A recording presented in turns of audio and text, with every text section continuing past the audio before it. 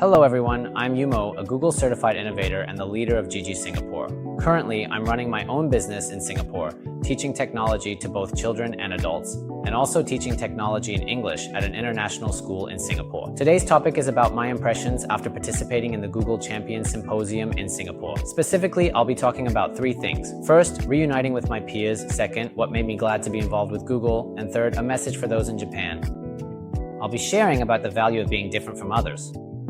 Also, there's a bonus at the end, so please look forward to that as well. First, to briefly explain the situation, 2 years ago, the Google Champion Symposium was held for the first time in Singapore. At that time, I participated alone as a Google Certified Innovator, with the mindset of, I'm going to accomplish something. That's how I joined. Then, about half a year later, I also took part in the Google Champion Symposium in Tokyo, where I was able to connect with many different people. At this second Google Champion Symposium, I participated as a leader of Gigi Singapore, so I was able to join with many acquaintances already there. Also, this time I was part of the Japan team, so I had the opportunity to work together with everyone who came from Japan. However, among all that, one of my colleagues, who is also active with Gigi Singapore, told me, "You are still one of us," meaning you're still a member of the Singapore team. When I was told that, I realized once again that I am truly counted as a member of Singapore. Of course, it's not that I hadn't felt that way before, but having that moment again made me like Singapore and Google even more. So first, I'd like to talk about reuniting with my friends. Well, 2 years ago, I participated without really knowing anyone at all, but by chance I got the opportunity to stand in front and consult, and I think it was for about 5 minutes. I was given a chance to speak, so I presented about myself, and then, as expected, various people gathered around me and told me, "Your presentation was great." I received a lot of such comments, so I ended up in a situation where many people recognized my face. Of course, besides that, there were also interactions online. There were also a few people I had worked with over the past 2 years, so when I met those people, it felt like it's been a while. There were quite a few moments like that, so because I was already connected with various people in that way, I was truly happy that this became a place for reunions. To be honest, there were some people where I wasn't sure if we had actually met and talked in person, but even so, they still remembered me. But, well, I can only say this in a really small voice, but still. Well, to be honest, I couldn't remember their names, though I did remember their faces. I just couldn't recall their names. So, while thinking, what was it again? I would sneak a glance at the name tag hanging around their neck and then call them by name. That's how it went. Personally, I find it pretty difficult to remember English names. That's just how it is for me, but that's how I managed to get through it. And of course, it wasn't just people I had met before. There were also a lot of people I met for the first time and became friends with. Even among them, there were plenty of moments when I thought, I want to talk to this person again, or I'd like to hear more about what this person has to say. While experiencing that, I realized something. Over the past 2 years, when I went to places like Malaysia, Thailand, or Indonesia, I hardly ever had the chance to meet local people. But this time, since it was my second visit, and with everything else, I guess I started to feel more confident in myself. When I meet new people in a situation where I already know various people, it becomes easier for me to approach and talk to them. I think that's probably a mental thing for me. Since that has improved, I was able to become friends with many different people. So I'm thinking of going to visit again sometime soon. When I do, I'd like to see local schools and do things like that as well. Of course, not just meeting in person locally, but also doing things together online is definitely possible. So when we do things online, I hope all of you will join us there too. Alright, and secondly, I'm really glad I chose Google. What I mean by that is, well, of course I like Google, but I use all sorts of things. To be honest, most of my devices are Apple, and I use Canva, I use ChatGPT, and I use various other AIs as well. But when it comes to what's really specialized for education, I think that's where Google stands out. The reason is, simply put, their security is solid. That's one reason, but I think the biggest thing is that they have all the necessary tools. They also have devices, Chromebooks, and their software is solid as well. There are plenty of tools for organizing classes, so their data management and educational materials for learning about technology are well developed. Plus, there's Gemini AI. They also have a full set of teaching materials for utilizing AI. Some of these are officially made by Google, while many others are created by third-party companies. Compared to others, the difference is obvious. And of course, as a new tool, there's Class Tool. I'm not sure if I'm allowed to mention this yet, but I think it should be fine. But there's also something called AI Quest coming out. There are tools for learning about AI, and as a new certification, there's something called Gemini Certification for Edge. At first it will be in English, but there's a global community that supports all of this. In that sense, the scale is just on another level, and in today's world, it's hard to imagine living only within Japan, right? Of course, you can get by for a while, but still.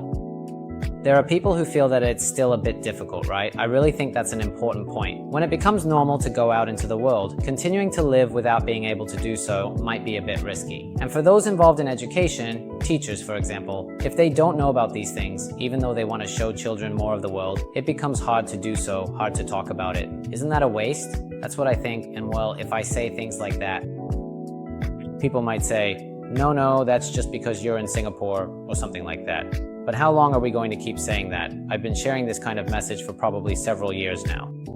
If people said that at the very beginning, well, I guess that's understandable. I did suddenly start, and then all of a sudden I was overseas, so I get it, but it's been years now. I honestly wonder, what have you done during that time? Anyway, that's a bit of a tangent. As for other companies' tools, well, I haven't used all of them, so to be honest, I can't say for sure. But still, within the huge Google community, where there are so many amazing apps available, I really think it's a great thing to be able to engage in educational activities, so I'm truly glad to be part of the Google community, and I'm genuinely happy to have become a Google Certified Innovator. Yes. And thirdly, this is for people in Japan. I really believe that being different from others is a good thing. What do I mean by this? Well, in Singapore, people from many different nationalities gathered this time. Actually, this Google Champion Symposium was also held in Chicago in the United States.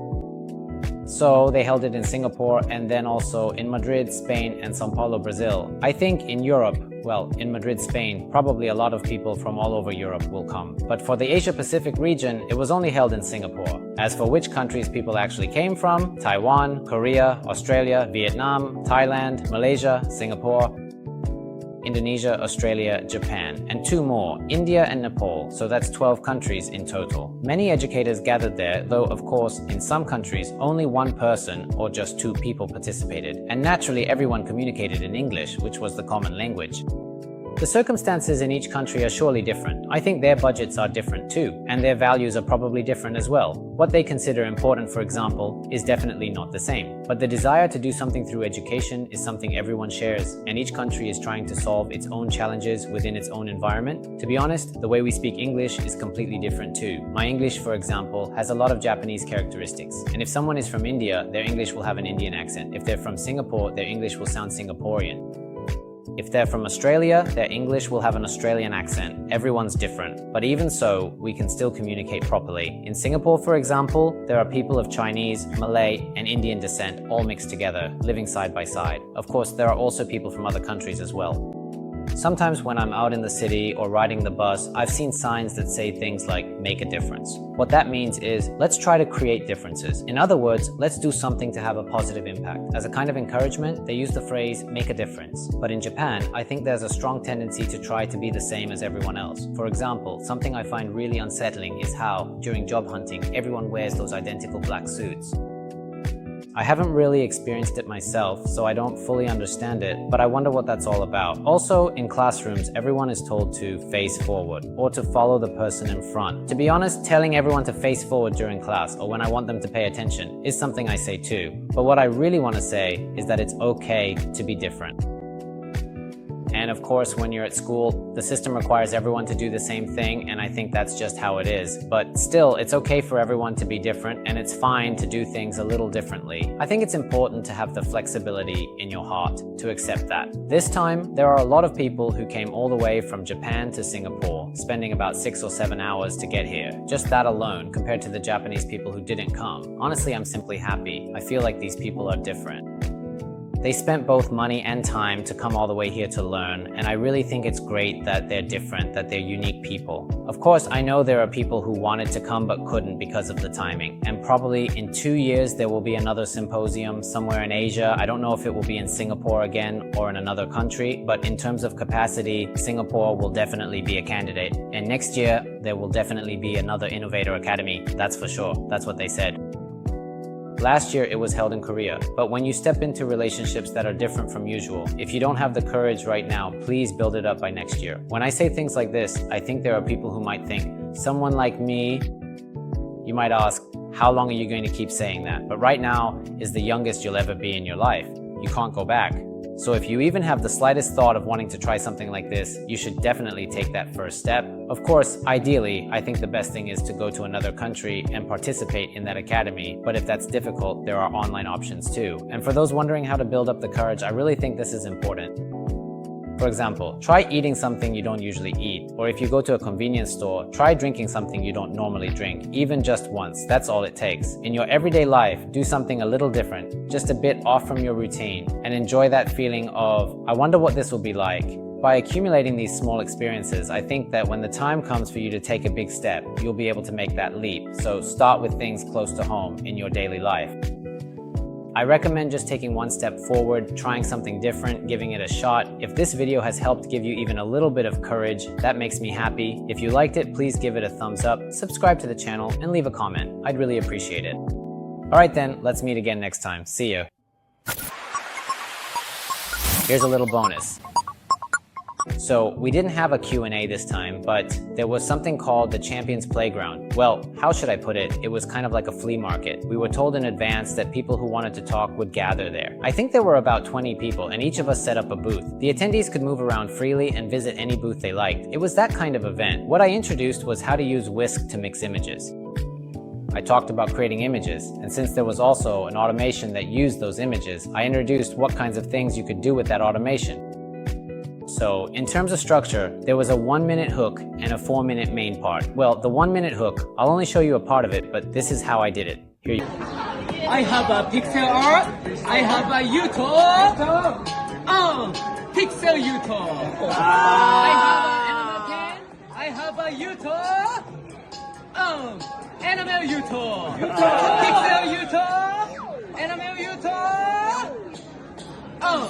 YouTube Pixel Animal YouTube. Alright, thank you very much, Pikotaro. You truly did an absolutely magnificent job in your crucial role as the primary hook for this segment. It was quite remarkable, wasn't it? Indeed. And then, subsequently, there were these various subtle, yet distinct little elements and occurrences, precisely like this particular one we are observing now. I really like doing things I don't usually do, like dancing and stuff. I honestly can't dance. Seriously, I can't dance. But I wanted to give it a try and just let loose a bit. I always have this urge to do something silly, as long as it's within reasonable limits, of course. And then, well, with Whisk, you can mix images like this and create things like this. After that, I wrapped up with a proper serious talk. That's how it went. And since a lot of people gathered, I really wanted them to hear what I had to say. I think I was able to pull it off pretty well for that purpose. And of course, when it comes to Whisk or automation, I'd like to talk about those in more detail on another occasion, so please look forward to that as well. Well then, see you next time.